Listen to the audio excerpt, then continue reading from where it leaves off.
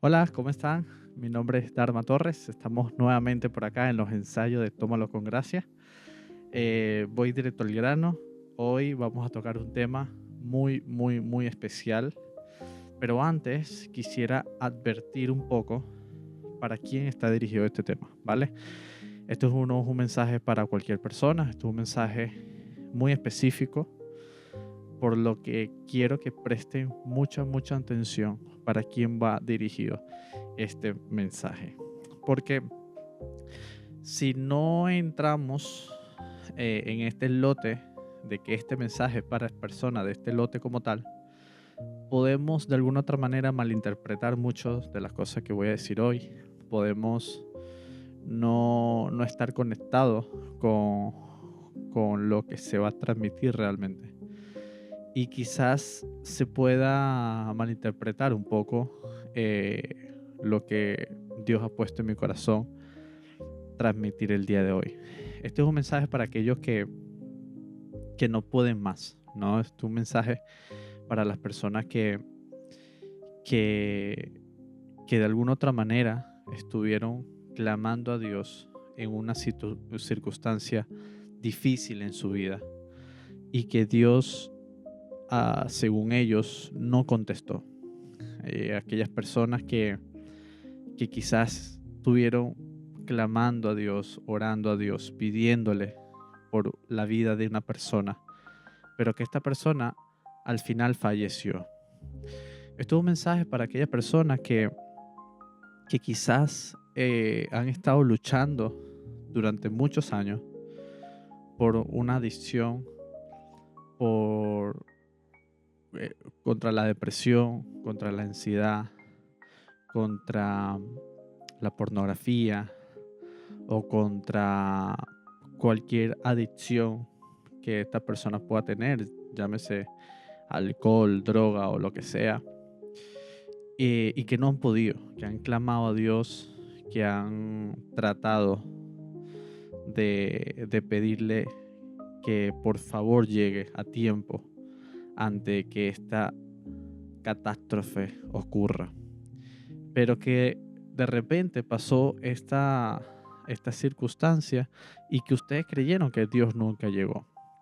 Esto es un mensaje para aquellas personas que quizás en el momento que estuvo o que fue abusada o abusado, clamó a Dios, pero que su clamor no impidió que esta persona pasara este mal rato, este trauma de por vida.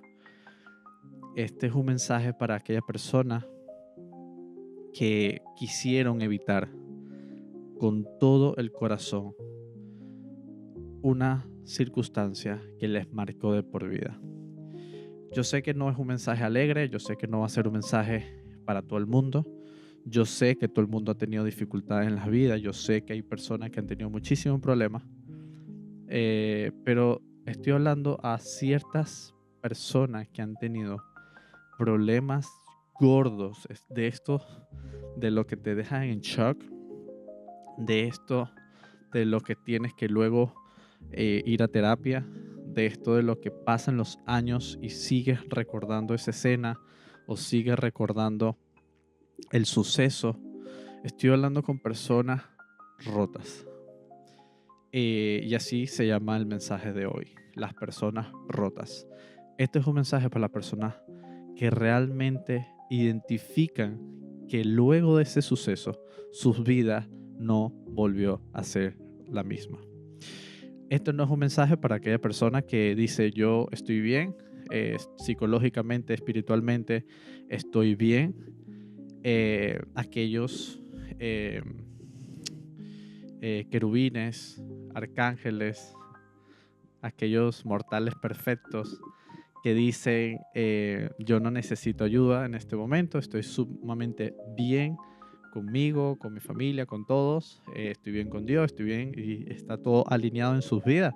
Pues lamentablemente este video no le va a servir porque esto es un video y un ensayo específicamente para las personas que dice yo estoy roto.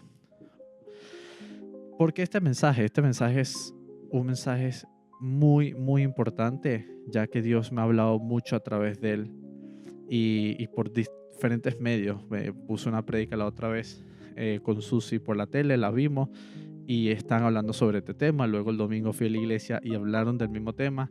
Escuché una canción y estaban el mismo tema. Y luego un par de amigos, que estoy seguro que me están viendo, me han comentado sobre este tema y me dijeron, sí, tienes que hablar sobre este tema.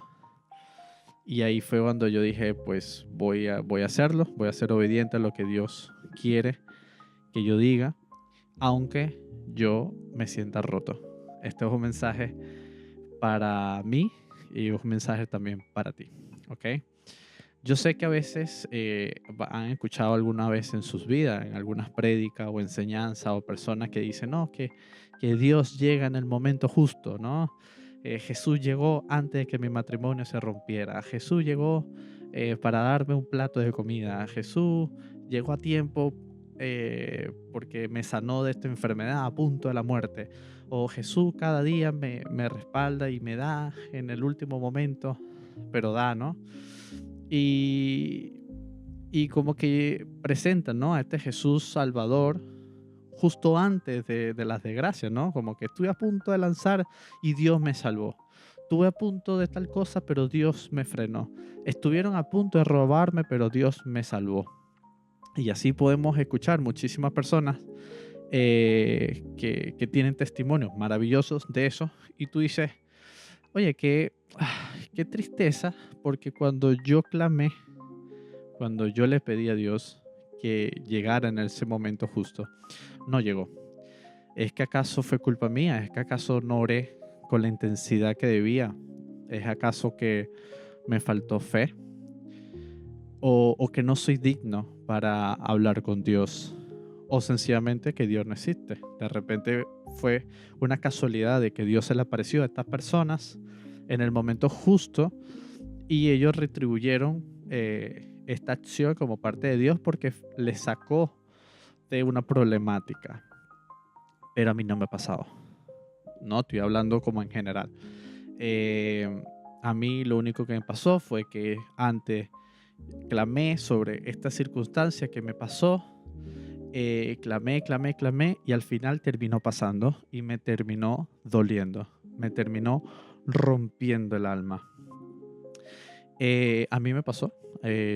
Yo hace casi, ahorita en agosto, voy a cumplir 3 años de recibir dos noticias muy, muy fuertes en mi vida, de las cuales nunca había experimentado un shock y un dolor tan fuerte como lo que viví hace 3 años en agosto, me acuerdo, porque era pasando mi cumpleaños. Y son de estos dolores que me dejaron marcado, me dejó en shock. Y una de las cosas que yo más oraba en ese momento era, ¿por qué Dios no llegó a evitar esto? ¿Por qué se tuvo que llegar a este límite? ¿Por qué no llegó como siempre predican, de que llega justo a tiempo? Para mí había sido injusto, para mí había sido tarde el momento de que Jesús actuó. Para mí fue sumamente doloroso pensar de que en ese momento estuve solo. Y estoy seguro que muchos de los que están viendo esto han pasado por una circunstancia similar. Estoy seguro que muchos han pasado por circunstancia en su infancia, en su adolescencia, o quizás la estás pasando en este momento, que tú digas por qué Jesús no llegó a tiempo, o por qué Dios no evitó este dolor tan profundo. Y hoy vamos a ver un poco del porqué de esto. Luego de estos 3 años que pasé, puedo decir de que Dios realmente tenía algo increíble para mí. Pero Dios, bíblicamente, el Dios de la Biblia, no es un Dios que actúa solamente desde una perspectiva humana. Para él su perspectiva es mucho más amplia que la de nosotros y vamos a ver un ejemplo de eso en la Biblia. En la Biblia hay algo que a mí me gusta mucho, que es la simbología de subir al monte, ¿no? Cuando en la Biblia dice, no, y subió al monte a adorar a Dios, o subió al monte a hablar con Dios, cuando Moisés sube al monte, sí, esa simbología de que el hombre suba al monte tiene que ver o está relacionada directamente con que el hombre suba a la presencia de Dios. Y es muy bonito porque yo no sé ustedes si han ido a alguna montaña o han ido a algún pico o a algún lugar alto, un rascacielos o un mirador o lo que sea, pueden observar que mientras más arriba estén, más pequeño se ve la ciudad o más pequeño se ven las personas, ¿no? Esto pasa por una cuestión de perspectiva, no es que la persona se haga más pequeña, sino que tú estás de un lugar mucho más alto. Lo mismo pasa en nuestras vidas, cuando uno está en la presencia de Dios, el problema que tú veías grande cuando estás arriba, lo ves pequeño. Entonces imagínense de donde está Dios en el tercer cielo, arriba, sobre todo nosotros, en un lugar donde no está ni el tiempo ni el espacio, porque es algo fuera de lo que nosotros podamos imaginarnos. ¿Cómo verá Él nuestro problema? ¿Cómo verá nuestro panorama? Obviamente lo va a ver de una manera muy diferente que nosotros, sabiendo que Él es el alfa, el omega, el principio, el fin. Él sabe cómo van a suceder las cosas. Él sabe cómo van a terminar las cosas. Es un Dios que no se equivoca. Y dicho esto, vamos a ver unos ejemplos bíblicos de Jesús que fue tan humano y tan parecido a ti, tan parecido a mí, que Él vivió algo similar. Y, y vamos a ver poco a poco por qué Dios hace estas cosas o por qué Dios a veces permite que nosotros en este momento podamos de alguna otra manera confesar, porque no es fácil, y decir estoy roto, no puedo más, estoy al borde y si esto sigue así, en algún momento puedo eh, atentar con mi salud, atentar con otras personas o sencillamente desmayarme o rendirme.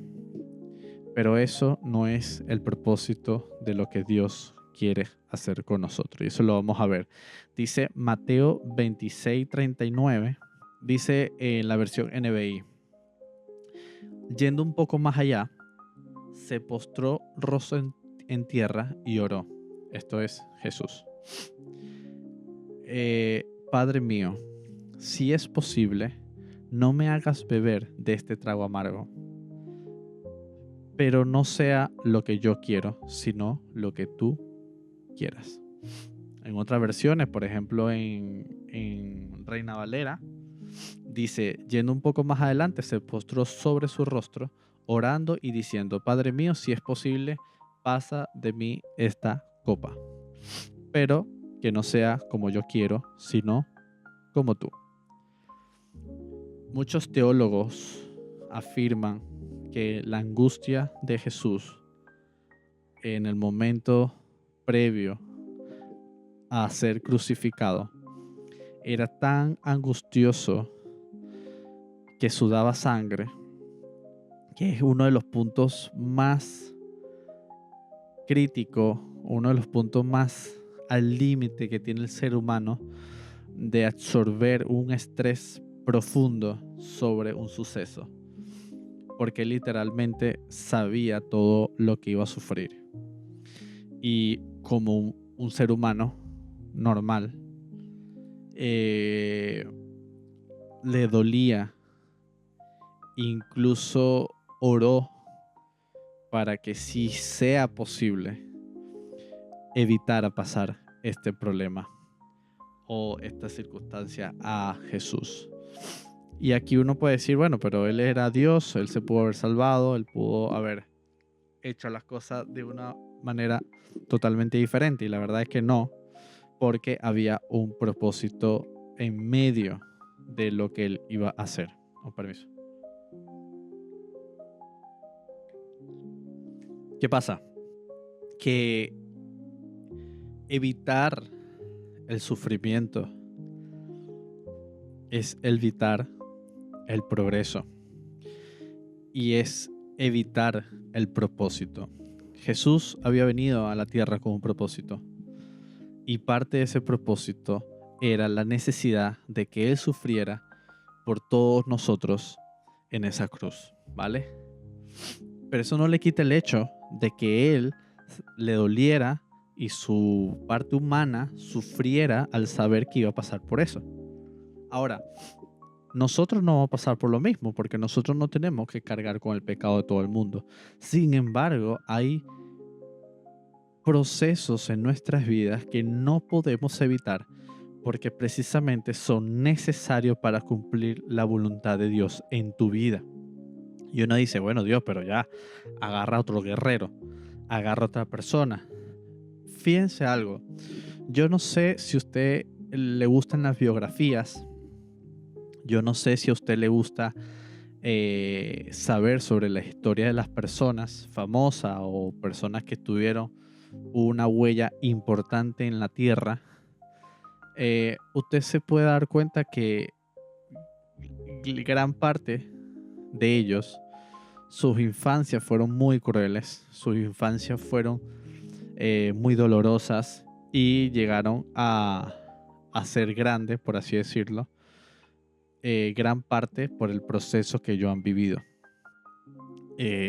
Algunos dirán, bueno, pero es que yo no quiero eso, yo hubiese preferido una vida más sencilla, yo hubiese preferido algo más calmado, porque no quiero la responsabilidad de tener que sufrir tanto para que mi futuro sea de esta manera. Sí, pero es que eso ya entra en la soberanía de Dios y en lo que Dios tiene preparado para cada uno. Sin embargo, lo que podemos nosotros estar tranquilos a nivel bíblico es que Dios tiene preparado cosas buenas para ti. O sea, Dios nos promete en la Biblia de que su propósito en nosotros es bueno, es perfecto y es agradable.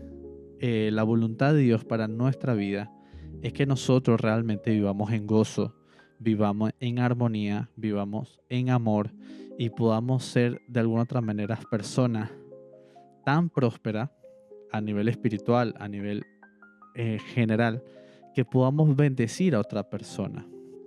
Entonces, la miseria, la infelicidad, la depresión, la tristeza, la soledad, las frustraciones, las amarguras, el odio, eh, muchos de estos sentimientos, situaciones, no vienen de parte de Dios. Podamos sentir algo de esto porque somos humanos, pero no vivir permanentemente en esto. Psicológicamente no está mal estar triste, lo que está mal es no salir de la tristeza. No está mal enojarse, lo que está mal es no salir del enojo y herir a otra persona o no saber controlarte cuando estás enojado. Entonces el sentimiento como tal no está mal, ¿vale? El proceso o la circunstancia negativa que te esté pasando en tu vida no es lo que está mal. Lo que está mal es cómo nosotros podemos afrontar estas circunstancias en nuestras vidas. Y tú vas a decir, bueno, Dharma, pero es que no es fácil haber pasado un abuso. No es fácil haber perdido todo. No es fácil haber perdido un ser querido. No es fácil, no es fácil, no es fácil. Y no, es que no estamos hablando de que sea fácil. Estamos hablando de que estás luchando de una manera muy diferente a como Dios quiere que tú luches. Y te voy a decir por qué. Santiago 1, 21 al 27 dice: por eso, dejen de hacer lo malo, pues ya hay mucha maldad en el mundo. Hacer lo malo es como andar vestido con ropa sucia. Más bien, reciba con humildad el mensaje de Dios les ha dado. Ese mensaje tiene poder para salvarlos. Obedezcan el mensaje de Dios si lo escuchan, pero no lo obedecen, se engañan ustedes mismos. Y les pasará lo mismo a quien se mira en un espejo. Tan pronto como se va, se olvida de cómo era. Por el contrario, si ustedes ponen toda su atención en la palabra de Dios, la y la obedecen siempre, serán felices en todo lo que hagan, porque la palabra de Dios es perfecta y los libera del pecado. Si alguien se cree muy santo, por esto que ese mensaje no es para aquellos, y no cuida sus palabras, se engaña a sí mismo, y de nada le sirve tanta religiosidad. Creer en Dios el Padre es agradarlo y hacer el bien, ayudar a las viudas y a los huérfanos cuando sufren y no dejarse vencer por la maldad del mundo. La Biblia es un manual. Hay mucha gente lo dice. La Biblia es algo que nos ayuda a nosotros a identificarnos, cada uno de nosotros, qué es lo que está bien, qué es lo que está mal en nosotros. Sin embargo, estamos en una época tan compleja y tan complicada que por las redes sociales, por los comentarios, todo, hay una fuerte arrogancia, orgullo y de alguna otra manera una coraza en nuestros corazones que nos hace pensar de que siempre tenemos la razón, de que siempre hay otros peor que nosotros, y es muy fácil caer en pensar de que, bueno, yo tengo errores, pero el que está al lado mío tiene más, entonces pues por ahí Dios me justifica. Y la verdad es que no. La verdad que ver las noticias y ver cosas terribles como lo que está pasando en Gaza, como lo que está pasando en Estados Unidos, en Sudamérica, lo que está pasando acá, y tú dices, bueno, es que hay gobernantes peores que yo, hay personas mucho peor. O sea, tú ves la noticia de un día y es asesinato, violaciones, mato y esto y lo otro, y tú dices, bueno, no estoy tan mal. O sea, yo delante de Dios no soy tan malo. Pero ese es el problema, caemos en no ser autocrítico con nosotros, en siempre pensar o tener una fachada totalmente religiosa, o incluso a veces no religiosa, sino en contra de la religión, y decir, estos religiosos son peores que uno, y lo que hace es justificarte todos los días con que todos tienen que cambiar, todos tienen que mejorar, excepto tú. Pero cuando tú abres la Biblia, te das cuenta de que Dios te recomienda es que tú lo hagas, de que tú des el ejemplo, de que tú ames, de que tú perdones, de que tú hagas, porque de esa manera Dios te puede bendecir. Ahora, Dios no te va a bendecir por las cosas que tú hagas. Ya Él te amó desde mucho antes, dice Romanos. En Romanos nos deja claro de que ya Él nos ama, aún sabiendo que nosotros éramos pecadores.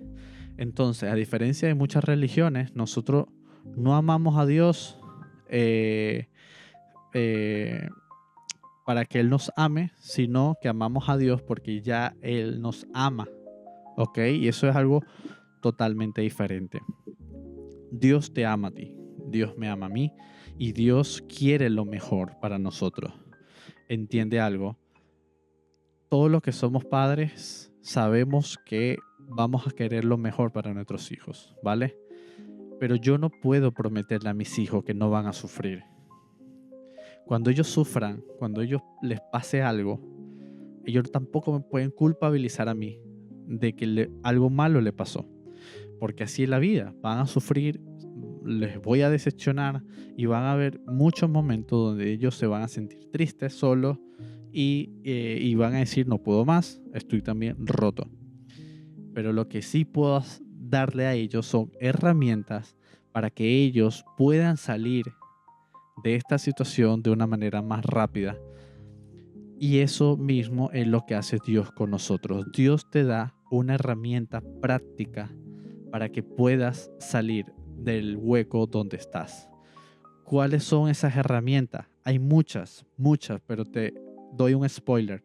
Todas son bíblicas. La mayoría de los libros psicológicos que hay están sacadas de fundamentos bíblicos. Con esto no estoy diciendo que la psicología sea mala. La psicología es necesaria para aquellas personas que sufren ciertos trastornos o cuando ya no pueden tener autocontrol o tienen algún tipo de adicción.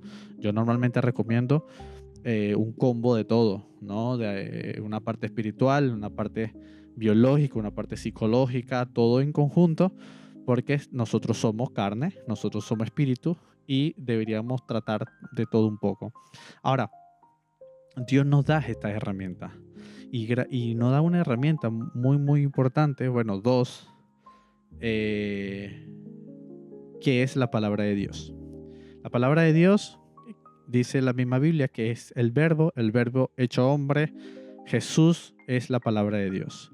La palabra de Dios nos ayuda desde Génesis a identificar quiénes somos. Hoy en día no es un secreto que todo el mundo tiene un problema de identidad increíble. Nadie sabe lo que es, nadie sabe de dónde viene. La gente busca su identidad dependiendo de su región, de su nacionalidad, de lo que estudiaron, de lo que es su sexo. Pueden refugiarse y armar un avatar un poco ahí machacado y decir, este soy yo, pero no saben realmente quiénes son. La Biblia no da identidad. La Biblia nos dice quiénes somos, para qué fuimos creados y por qué fuimos creados. Dios. Hay otro problema.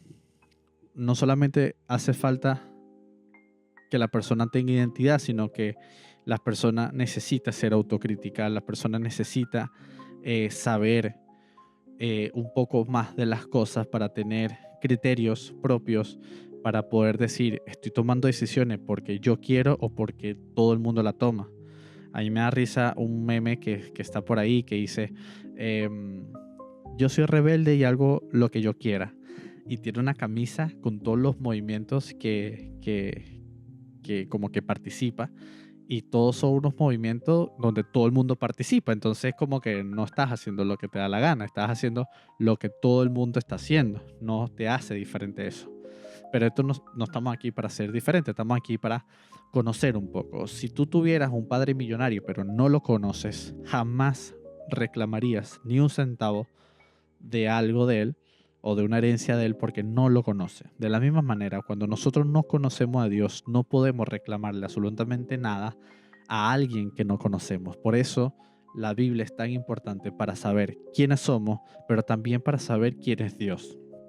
Cuando conocemos quién es Dios y nos damos cuenta que Él siempre intentó hablarte, que Él siempre intentó buscarte y que siempre intentó estar en el momento donde tú pensabas que no estaba, te vas a dar cuenta que la perspectiva de Dios es totalmente diferente a lo que la iglesia te están diciendo.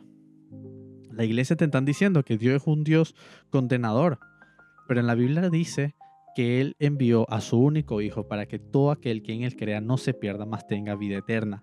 Entonces Dios no es un Dios condenador, Dios es un Dios de oportunidades, Dios es un Dios de reconciliación, Dios es un Dios de amor, Dios es un Dios que realmente te ama.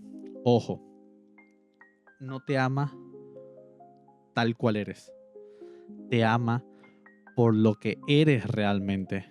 Por eso, cuando uno comienza a creer en Dios, Dios te va a abrir un panorama a través de la Biblia completo de las cosas que estás haciendo bien y de las cosas que estás haciendo mal. Pero eso lo hace otra persona que se llama el Espíritu Santo. Y el Espíritu Santo es el que poco a poco dentro de tu ser va a expulsar las cosas que no conviene y te va a dejar las cosas que sí conviene. Todos sabemos que hay cosas buenas y cosas malas. Esto no es un secreto. Hay películas buenas y películas malas. Hay canciones buenas, hay canciones malas. Hay opiniones buenas, opiniones malas. Todo hay algo bueno y hay algo malo. En las actitudes de nuestras vidas también existe eso. Hay cosas que tú haces que te benefician y hay cosas que tú haces que no te benefician. Eso lo encuentras a través del Espíritu Santo, a través de la Biblia y a través de conocer a Dios.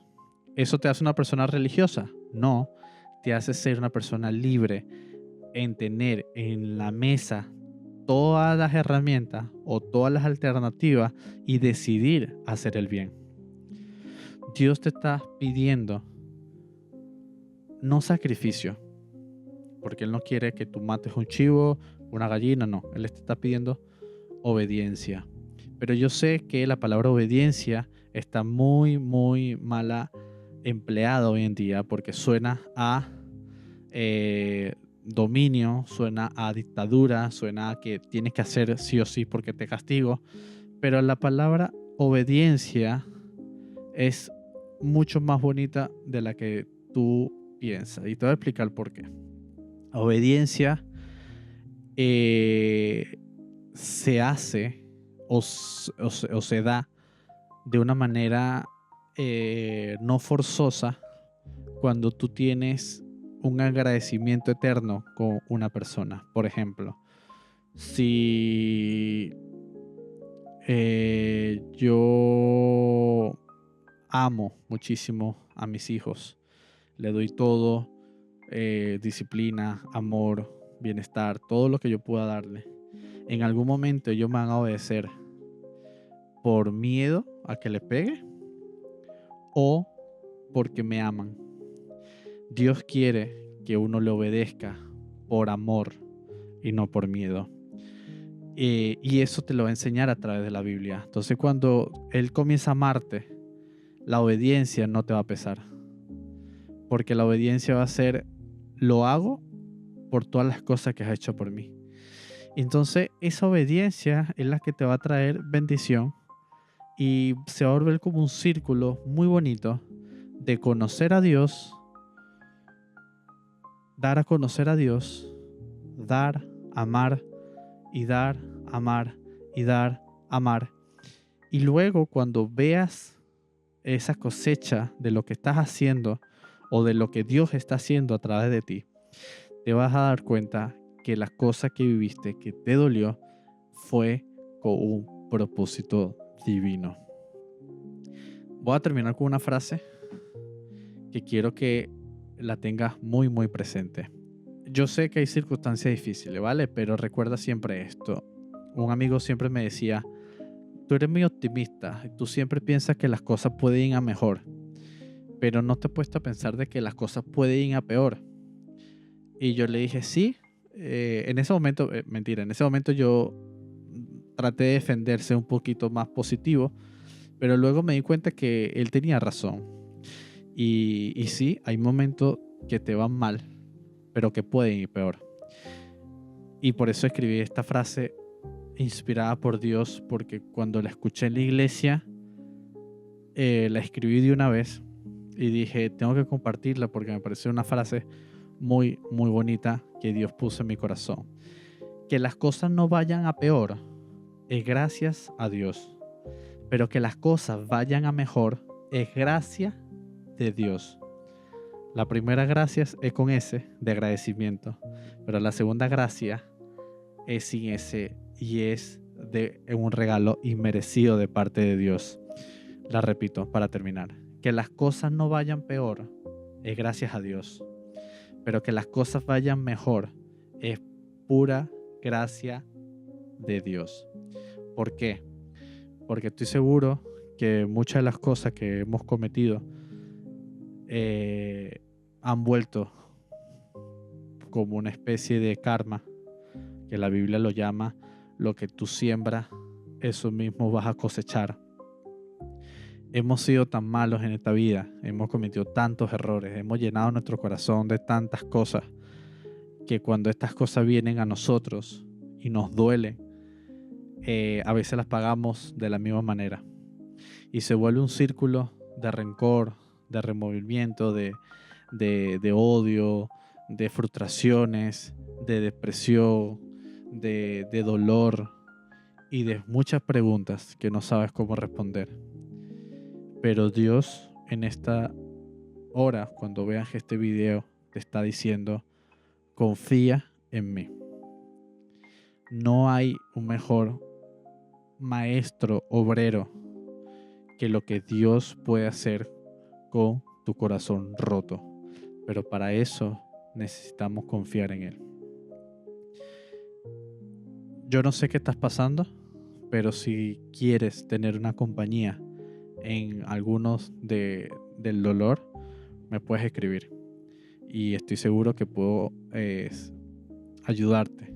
O incluso me ayudas a mí a que podamos compartir un poco de aquellas cosas que de repente en algún momento nos rompió y que Dios poco a poco ha ido sanando. Hermanos, Dios les bendiga muchísimo. Recordemos siempre que Dios es bueno y que a veces en la miseria que nosotros estamos viviendo, que ojo, no estoy hablando de la económica, podemos tener mucho dinero, pero estoy hablando de una miseria espiritual, una miseria de la que no te deja descansar en paz, de la que te hace sentir solo o sola. Muchas veces no es Dios el que te quiere dejar en esa miseria. No es Dios el que te quiere que estés mendigando amor. No es Dios el que te tiene ahí en el piso. Es otro. Pero no hay alguien más poderoso que Dios. Y estoy seguro que los deseos de Él para tu vida es que puedas salir de ahí. Dios te bendiga.